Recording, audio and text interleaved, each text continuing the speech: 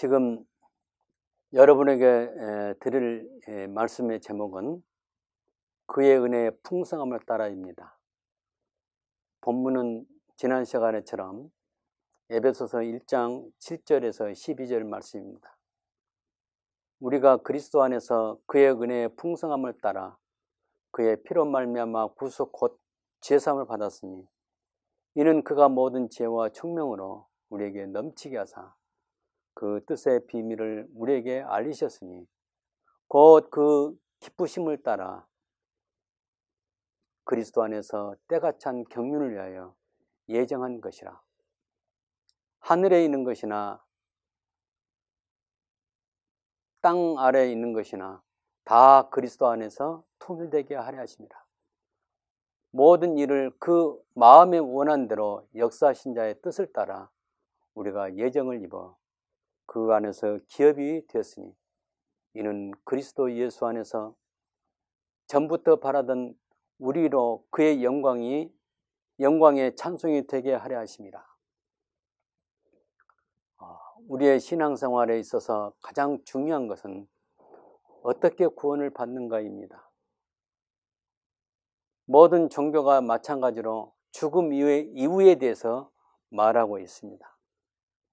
그 이유는 하나님께서 사람을 창조하실 때 육체와 영혼을 창조하셨고, 육체는 죽음으로 마치지만은 영혼은 영원토록 존재하도록 지으셨기 때문입니다.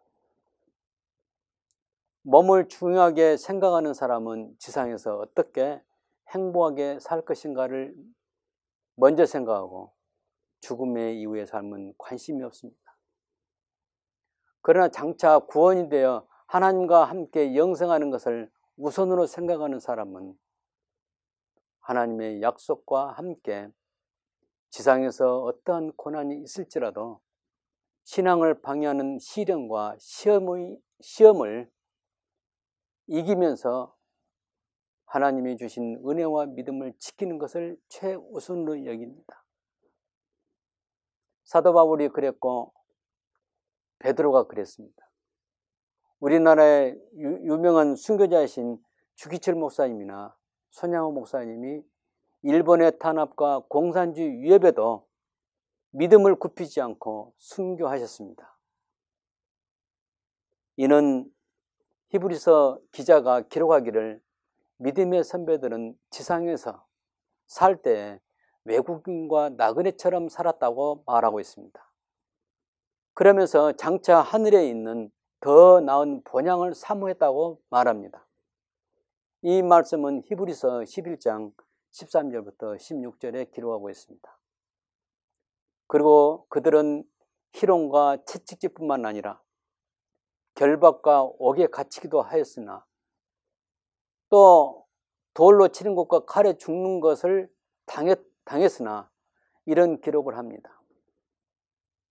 믿음으로 그들은 하나님으로부터 천국을 상속받은 것입니다. 만약 오늘날도 그런 시대가 임한다면 얼마나 많은 사람이 하나님을 따르겠습니까? 이 시대에 기독교인들이 믿음의 선배들의 신앙을 좇는 것이 아니라 정반대의 길로 지상의 행복을 더 추구하고 있는 것입니다. 요즘 교회 나간 사람들을 붙들고 한번 물어보면 천국에서 관심이 없고 지상에서 잘 사는 것이 주 목적입니다. 이것을 인본주의의 신앙이라고 합니다. 인본주의, 사람본위, 나 중심, 하나님이 중심이 아니라 나 중심의 신앙입니다. 성경은 구원을 소홀히 여기지 말라고 경고합니다. 창세기 25장 34절에서 에서는 장자의 명분을 경홀히 여겼다고 말합니다. 이것은 구원을 소홀히 여김을 말해주고 있습니다. 에서는 팥죽 한 그릇이 구원의 기준이 되는 장자의 명분보다 더 소중했었습니다. 결국 동생 야곱에게 사냥하고 돌아와서 배가 고픔을 이기지 못해서 장자의 명분을 팔게 되었고 그는 하나님 나라 백성에서 떨어져 나간 것입니다. 히브리서 3장 12절에 형제들아 너희가 삼가 혹 너희 중에 누가 믿지 아니한 악심을 품고 살아계신 하나님에게서 떨어질까 염려할 것이요 라고 말합니다. 우리가 사는 현실도 중요하지만은 장차 영원히 사는 천국이 더 중요한 것입니다. 우리는 어떻게 구원이 되는가입니다. 우리가 방금 읽었던 본문 1장 7절에 그 은혜의 풍성함을 따라, 이 부분은 구원의 교리에서 너무 중요한 뜻을 가지고 있습니다. 믿음의 선배들은 우리의 구원은 오직 은혜, 라틴어로 솔라 그라티아를 우리의 신앙의 기본으로 삼았습니다. 우리가 부르는 405장 어메이징 그레이스의 가사도 하나님의 은혜의 놀라움을 말하고 있습니다. 하나님께서 자기 백성을 삼기 위해서 영세전에 미리 아시고 선택하신 것도 이 은혜를 말하고 있습니다. 우리가 구원된 것은 하나님께서 영세전에 개개인에게 주어지는 하나님의 은혜의 풍성함을 따라서입니다. 이 부분은 우리가 지상에서 살 때 계속 마음에 담고 묵상하면서 하나님을 찬송하고 감사해야 할 제목이 되는 것입니다. 하나님의 이 은혜가 우리를 구원하는 것입니다. 하나님의 자기 백성의 선택도 이 은혜에 기초합니다. 예수님의 십자가에서 피 흘려서 구속하신 것도 이 은혜의 안에서 이루어지는 것입니다. 우리가 성령의 하나님을 통해서 부름을 받고 하나님의 은혜를 발견하고 기뻐하는 것도 이 은혜 안에서 이루어지는 것입니다. 하나님의 은혜는 선물입니다. 이 선물은 조건 없이 받는 것입니다. 그러나 이 선물은 아무나 받는 것이 아니고 성경에 의하면 만세전에 예정되어 선택함을 받은 사람만이 받는 것입니다. 예수님은 모든 사람을 위해서 십자가에서 죽으신 것이 아닙니다. 예수님의 십자가는 하나님의 택한 백성을 죄로부터 해방되고 구원하기 위해서 하신 것입니다. 그 근거로 요한복음 17장의 예수님의 기도는 하나님의 택한 백성을 위한 기도인 것입니다. 우리가 흔히 생각할 때 이 지상의 모든 사람을 위해서 십자가 지셨다고 하는데, 이 기도의 내용을 보게 되면 하나님의 택하신 하나님의 자녀를 구원하기 위해서 하신 것입니다. 구원에 있어서 유기된 사람, 그 사람에게는 이 기도가 해당되지 않은 것입니다. 에베소 2장 7절 8절에 이런 말씀이 있습니다. 그 은혜의 지극히 풍성함을 오는 세대에 나타내려 하심이라 하고 그 은혜를 따라 믿음으로 구원을 얻었다고 말합니다. 그러므로 우리는 이 은혜를 간과해서는 안 되는 것입니다. 소중하게 이 은혜를 붙들어야 하는 거, 이 은혜를 붙잡고 있어야 하는 것입니다. 우리의 구원은 십자가 이전에 하나님의 선택과 은혜가 있었다는 것을 아는 것이 중요합니다. 반대로 선택받지 못한 사람에게는 하나님의 은혜의 비중이 얼마나 큰 것인가는 이해가 되지 않는 것입니다. 다시 말하면 종교 개혁자들이 주장하는 은혜에 대해서 이해할 수 없다는 것입니다. 이것이 바로 선택받은 사람과 선택받지 못한 사람의 차이입니다. 에베소서에서 말하는 은혜의 풍성함 또는 하나님의 은혜의 지극히 풍성함, 이것은 하나님의 은혜가 측량할 수 없을 만큼 엄청나며 크다는 것을 말해주고 있습니다. 그러면서 에베소서 2장 8절은 너희가 그 은혜를 인하여 구원을 얻었다고 말합니다. 그 은혜, 하나님이 영원전부터 마련하신 은혜의 풍성함을 따라서 구원됐다고 말하는 것입니다. 사랑하는 성도 여러분, 우리는 신약과 구약 그 구약과 신약 성경에서 은혜의 개념을 새롭게 정리하고 받아들여야 하는 것입니다. 구원은 오직 은혜, 솔라그라티아로 주어지는 것입니다. 사람들의 오해는 이 은혜를 기준하지 않고 어떤 행위의 훌륭함에 두는 것입니다. 이와 같은 사상은 지상의 모든 종교에서 다 말해주고 있고, 심지어 변질된 기독교에서도 하나님의 은혜를 무시하고 인간의 도덕적인 행위에 의해서 공부한다고 말하고 있습니다. 성경은 지상의 어떤 선행도 하나님을 떠나서는 선을 이룰 수 없다고 말합니다. 그리고 그 자체가 악이라고 말합니다. 우리가 생각하는 선이 왜 악이 되느냐? 하나님과 관계없는 선은 악이라고 말하는 것입니다. 그 이유는 본태적으로 원죄를 가지고 있는 죄인이 행하는 모든 행위, 그 안에 선행과 악행 모두 다 포함됩니다. 그래서 이것을 죄라고 말합니다. 하나님의 택함을 받지 못한 사람, 이런 사람들은 아무리 선행을 해도 그 자체가 죄가 되는 것입니다. 그러므로 하나님을 떠나서는 선을 이룰 수 없다고 말합니다. 사탄은 구원을 밖에 있는 사람들에게 거짓말로 겉으로 드러난 선행을 선이라고 말하며 그것으로 구원을 받는다고 속이는 것입니다. 그러므로 많은 사람들이 그렇게 생각하는 것입니다. 다시 말하면 이방 종교 사상이 기독교 안에 들어온 것입니다. 원래 성경은 선행으로 구원받는다고 가르치지 않습니다. 성경은 인간의 선행이 아닌 하나님의 은혜가 그 사람에게 주어졌기 때문에 그 사람이 구원됐다고 말하는 것입니다. 구원은 분명 하나님의 선물입니다. 그렇기 때문에 이 구원은 하나님의 선물이며 은혜인 것입니다. 행위에서 난 것이 아니니 이는 누구든지 자랑하지 못하게 하렵니다. 그렇게 단정하는 것입니다. 이 말은 우리가 구원된 것은 100% 하나님의 은혜와 0% 행위인 것입니다. 그러므로 믿음의 선배들이 전해준 것은 오직 은혜, 솔라그레티아인 것입니다. 이 복음은 예수님이 보여주셨고 사도 바울이 증거하고 있고 위대한 신학자이며 초대교포였던 한 사람인 어거스틴은 은혜로라는 책을 남겼고 개혁신앙가인 칼빈과 그의 후기자들에 의해서 정리가 되어 지금까지 전해지고 있습니다. 지금 우리 같이 한 기독교 신앙을 보게 되면 많은 사람들이 하나님의 은혜보다 다른 종교에서 주장하는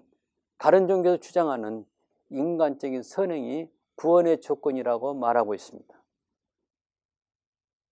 어떻게 보면 교회 안에서 순수한 은혜의 복음이 사라지고 없다는 것입니다. 이방 종교의 사상이 기독교 안에 마치 복음처럼 둔갑하여 잘못된 신앙을 만들어져 믿고 있다는 것을 물론 보게 됩니다. 사실 교회 강단은 기독교 진리가 선포되는 것이 아니라 이와 같이 선행을 강조한 인간 철학이 선포되고 있음을 보는 것입니다. 이것이 기독교의 위기입니다. 언젠가부터 다른 복음 또는 거짓 복음이 인간의 마음에 전해지고 그것이 자리 잡고 있는 것입니다. 한마디로 말하면 하나님의 은혜가 교회에서 사라지고 있는 실정입니다. 물론 신자들은 청렴해하고 거룩하게 되어야 합니다. 그렇지만 선행에 거룩하게 만드는 것이 아니고 하나님 말씀과 참 복음이 주어짐으로 은혜를 힘입어서 거룩하게 되는 것입니다. 옛사람이 주님의 십자가에서 죽고 성령님이 마음 중심에 임재해 계실 때에 하나님의 형상과 인격이 나타나므로 거룩해지는 것입니다. 그리고 하나님의 은혜 안에 거함으로 거룩한 상태로 살게 되는 것입니다. 오늘 본문에서 생각해야 할 부분에서 예수님께서 십자가에서 행하신 일은 이미 예정된 가운데 이루어진 것이란 것입니다. 스가랴서 6장 13절에 평화언어이란 말이 나옵니다. 이것은 과연 무엇을 말하고 있는가를 아는 것은 우리에게 매우 유익합니다. 창세전에 하나님께서는 구속의 경륜을 계획하시는데 언언을 하셨다는 내용입니다. 여기에서 결정된 사항은 무엇이냐? 바로 에베소서 1장 3절에서 12절에 나오는 그 말씀에 함축되어 나옵니다. 성부 하나님의 죄인을 구속하는 데 있어서 선택과 예정을 하시고, 성자 예수님은 선택된 자에게 속죄와 용서를 하시고, 성령 하나님은 선택된 자에게 인을 치신 것입니다. 그 인은 무엇을 말합니까? 이는 하나님의 소유다. 그것을 표시하는 것입니다. 창세전에 이와 같이 삼위 하나님께서 구원을 받을 자를 계획하시고 구속하여 그리스도 안에서 자기의 아들들이 되게 하시고 그들을 거룩하고 흠이 없게 하시며 결과적으로 그리스도 안에서 하늘에 있는 것이나 땅에 있는 것을 통일되어 하나가 되게 하신 것입니다. 하늘에 있는 것은 무엇입니까?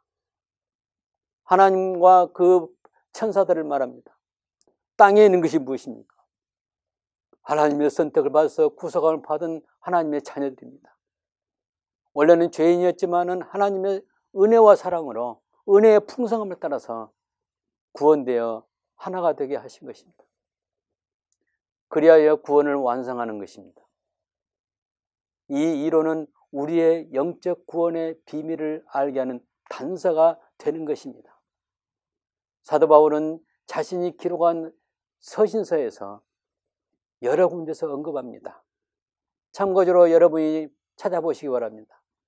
로마서 16장 25절에서 26절, 고린도서 2장 7절에서 10절, 에베소서 1장 9절, 6장 19절, 골로새서 1장 26절, 또 2장 2절, 디모데전서 3장 9절 등등 여러 군데 나옵니다. 이 말씀은 공통적인 것이 영세전에 감추었던 비밀이 이제 예수님을 통해서 나타난다고 말하고 있습니다. 그 나타나는 것을 우리들이 붙들어야 합니다. 나의 복음과 예수 그리스도를 전파하면 영세전부터 감췄다가 이제는 나타나신 바 되었으며 영원하신 하나님의 명을 조차 선자들로 글로 말미암아 모든 민족으로 믿어 순종케 하시려고 알게 하신 바 그 비밀의 계시를 조차 된 것이니, 그리고 오직 비밀한 가운데 하나님의 지혜를 말하는 것이니 곧 감췄던 것인데 하나님이 우리의 영광을 위하여 만세전에 미리 정하신 것이라. 이 말씀은 고린도전서 2장 7절 말씀입니다.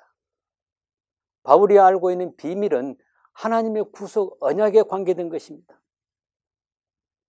스가랴서 6장 13절에 평화 언어는 하나님의 택함 받은 사람의 구속의 은혜요, 그 구속의 언약인 것입니다.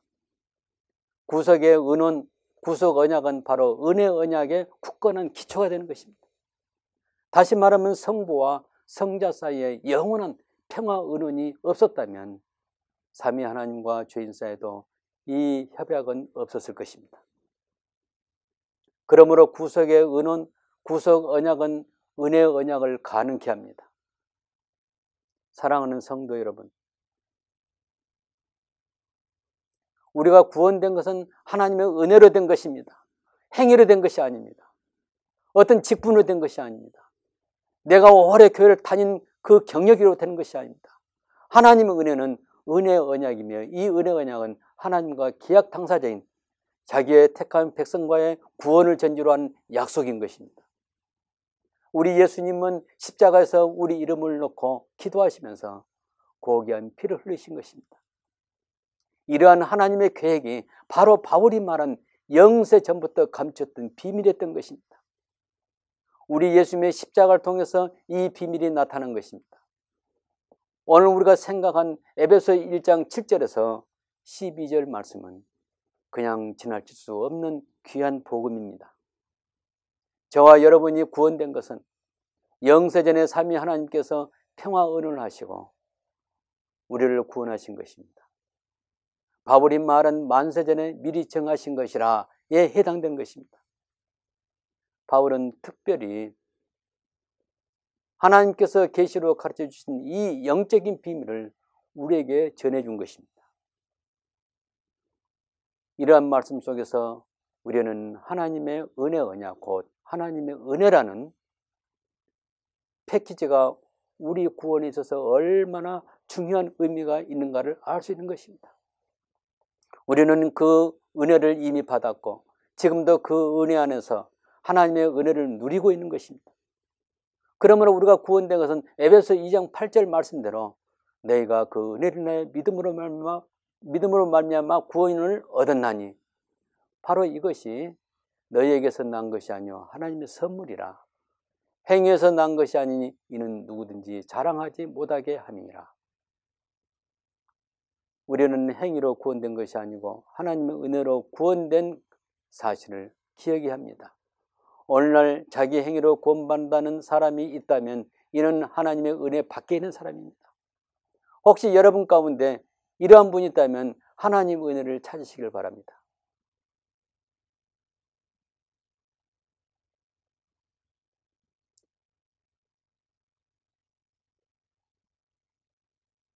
이제 우리는 인간이 창조되기 이전에 무한하신 하나님의 사랑으로 인하여 에베소서 그 5장의 말씀대로 탕자 같은 우리가 아버지의 집에 갈 수 있다는 사실입니다.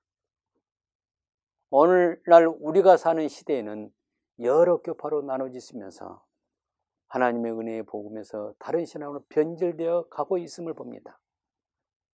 이것이 바로 마지막에 나타날 배교 현상입니다. 배교라는 것은 하나님의 진리에서 벗어난 다른 교훈을 좇는 것을 말합니다. 이것은 하나님의 진리에서 떨어져 나가는 현상입니다. 이단만을 말하는 것이 아니라 오늘날 기성교단 안에서도 다른 복음을 좇는 사람이 많다는 것을 기억하시기 바랍니다. 갈라디아서 5장 4절에 너희는 그리스도에서 끊어지고 은혜에서 떨어진 자로다. 이 말은 갈라디아 교회 거짓 교훈에 빠진 사람들에게 대한 바울의 지적입니다.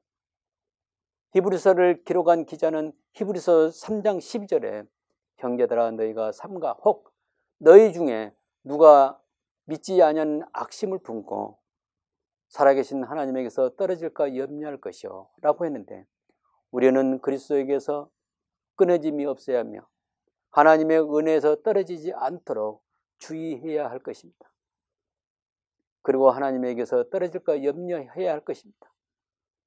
이런 사람이 있다면 이는 하나님의 영적인 진리의 복음을 깨닫지 못한 결과이며 사람이 하나님의 영적인 나라보다 지상의 눈부시게 발전한 그 세속 문화의 장벽에 의해서 영적인 눈을 상실했기 때문입니다.